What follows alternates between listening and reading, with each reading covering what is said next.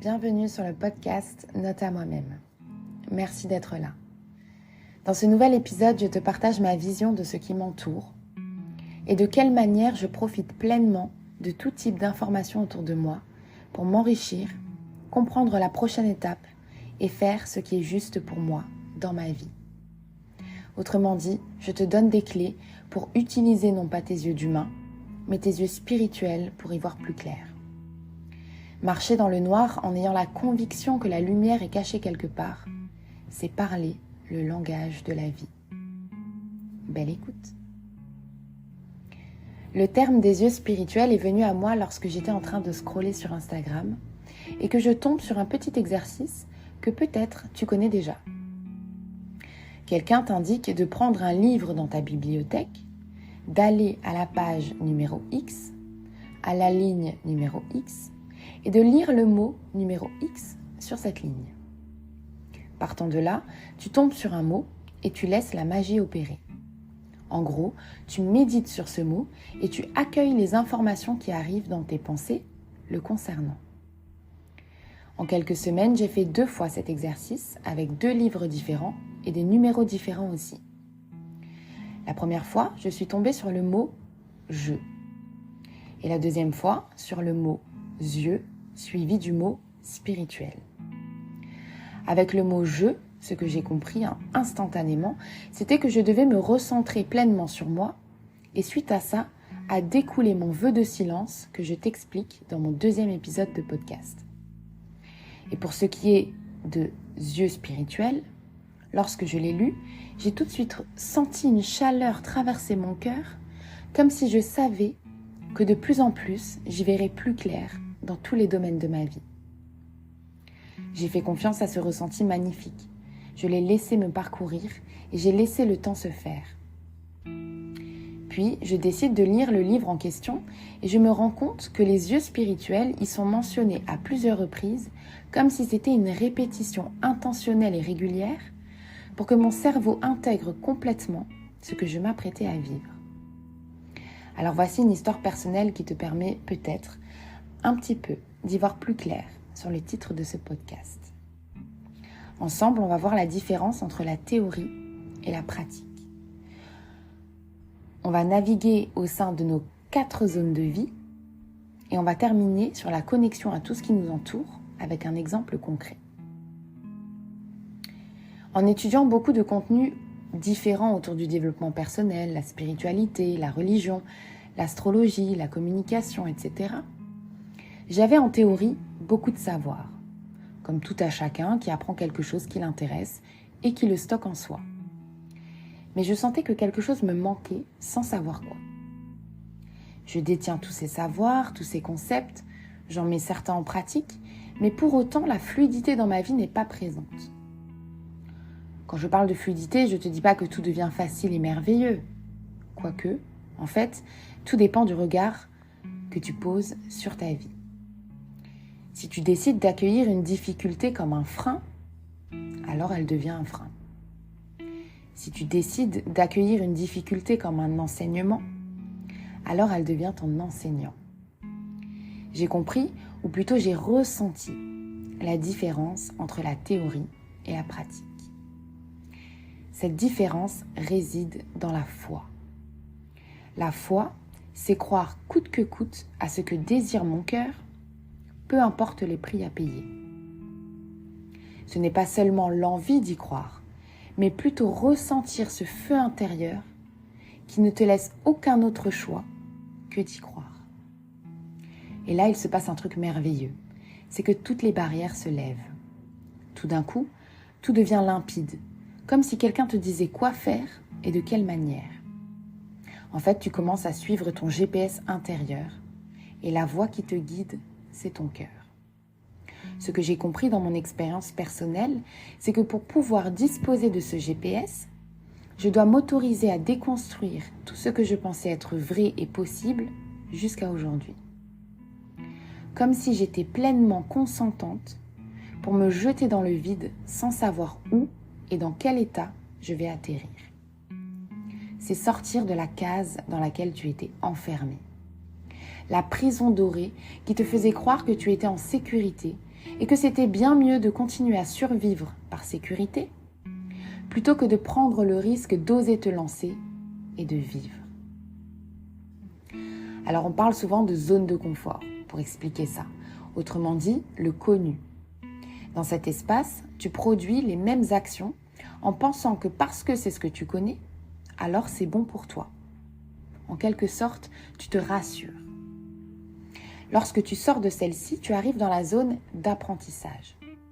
Autrement dit, l'inconnu. Dans cet espace, tu te positionnes comme un étudiant. Tu apprends de nouvelles choses, tu découvres, tu expérimentes, tu observes, tu te remets en question, etc. Puis tu arrives dans la zone de panique. Te voici passer du connu à l'inconnu. Et là, c'est comme si c'était une confrontation entre ce que tu pensais savoir et ce que tu sais maintenant. Tu prends peur, tu paniques, car tu te demandes quelle version de toi est juste. Est-ce que l'ancienne version de toi était plus réaliste que la nouvelle ? Mais finalement, qu'est-ce que c'est être réaliste ? Et pourquoi ? Tu te demandes quelle est ta véritable place et pourquoi tu es ici ? Tu sais plus si tu as envie de faire marche arrière et te blottir dans une vie rassurante, ou si tu veux aller de l'avant, continuer à traverser l'inconnu pour voir jusqu'où tu peux aller. Et si tu fais le choix de traverser cette zone de panique, de prendre ta peur par la main et d'y aller quand même, alors tu arrives dans la zone de magie. On traverse tous toutes ces zones, ne serait-ce qu'à travers nos émotions. Arriver dans sa zone de magie via ses émotions, c'est vivre une émotion merveilleuse, telle une grâce après un drame. Sauf que dans la poursuite de nos rêves, de notre destinée, parfois on a besoin d'un coup de pouce pour atteindre cette zone du tout est possible. La zone de magie, c'est accepter la grandeur de la vie, bien plus conséquente que le prisme de nos jugements hérités ou construits. C'est ici que je peux déconstruire mes croyances et en construire de nouvelles.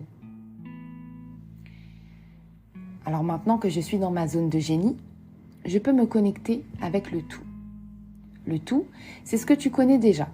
Autrement dit, toi, tes proches, tes collègues ou tes clients, mais aussi la nature, à travers la mer, la terre, les plantes, les animaux, et te rendre compte que tout existe seulement dans l'instant et que rien d'autre que le moment présent ne compte. Nous les humains, on recherche sans cesse la prévoyance. Autrement dit, on prend des dispositions en fonction des plans qu'on se fait sur l'avenir. Sachant que l'on n'a aucune garantie de la teneur de la minute qui arrive, pourquoi on fait des plans sur la comète ? Le prévoyant se réfère à ses 5 sens. C'est rationnel, factuel, logique et rempli de sens pour l'être humain. Le voyant, lui, il est conscient des 5 sens humains et il rajoute à ça les sens extrasensoriels. Il est plongé dans l'ici et maintenant et il s'autorise à percevoir à travers ses perceptions extrasensorielles des informations dans l'espace et dans le temps qui le traversent au moment présent. Et c'est là qu'on commence à parler le langage de la vie. On devient un orchestre géant et chaque chose autour de nous prend sa place, prend du sens et permet à tous les musiciens d'œuvrer ensemble pour chanter le bonheur de la vie. Le langage de la vie, c'est utiliser tout ce qu'elle nous offre et non d'utiliser ce qu'on croit être exploitable. La vie est imprévisible, insaisissable, indomptable. Comment pourrait-on prétendre la connaître partant de là ? Comment pourrait-on prétendre la maîtriser et savoir ce qui est vrai et ne l'est pas ? Elle peut arriver aussi vite que repartir. Elle est remplie de mystères. Parfois, elle redonne même la santé ou la vie à quelqu'un qui paraissait condamné. Et nous nous laissons bercer par l'illusion, nous les humains, qu'elle puisse être limitée à ce que l'on voit, entend, touche, goûte et sent. Les hommes ont permis la communication entre la Terre et une fusée dans l'espace. Alors imagine ce que la vie permet. Tout ce que je dis m'appartient dans le sens où c'est le fruit de ma sagesse, de mes prises de conscience et de mon étude de la vie. Je partage ma perception et ma philosophie pour nourrir le monde comme le monde me nourrit. Je choisis de participer au cercle vertueux de l'élève et du maître. Le maître enseignant est la vie. Et si j'en suis l'élève, ça veut dire que je peux apprendre autant d'elle qu'elle de moi. La vie travaille de pair avec nous, mais pas comme on s'y attend. Nous les humains, on est dans le factuel, le visuel, le palpable. Et la vie est notre contraire. Elle est dans l'imaginaire, l'invisible, l'insaisissable, l'instant. Et grâce à nos perceptions différentes mais complémentaires, on peut réussir à nous accorder et à parler à l'unisson une seule et même voix.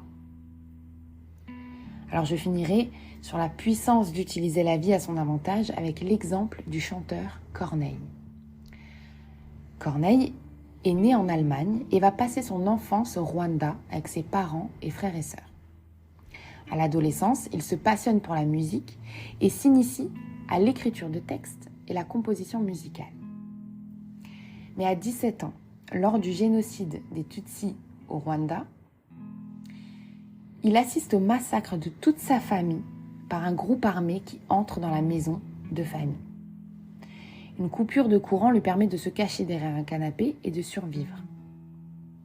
Il s'enfuit au Zaïre, seul, à des jours de marche, et il arrive finalement en Allemagne, auprès d'amis de ses parents. Alors Corneille, ici, il a fait un choix. Il a fait le choix de vivre. Il a choisi d'être le héros de son histoire et non la victime. Il a choisi de travailler avec la vie. Parmi toutes ces chansons, je suis sûre que l'une d'elles est en train de traverser tes pensées et c'est bien celle qui a inspiré justement son histoire. Parce qu'on vient de loin. En fait, Corneille nous chante combien la vie est imprévisible et qu'il faut en faire quelque chose de beau à chaque instant. Il nous transmet aussi le message puissant que nous sommes nos propres pères et mères, car dépourvu des siens, il a dû devenir sa propre figure parentale. Et finalement, est-ce que nous ne sommes pas tous nos propres enseignants ? Note à moi-même, changer mon regard sur la vie ne me demande aucun effort, seulement croire véritablement en sa magie. Merci de m'avoir écouté, que tes yeux spirituels s'ouvrent et que tu puisses voir clairement l'être merveilleux et illimité que tu es. Avec tout mon amour. À bientôt.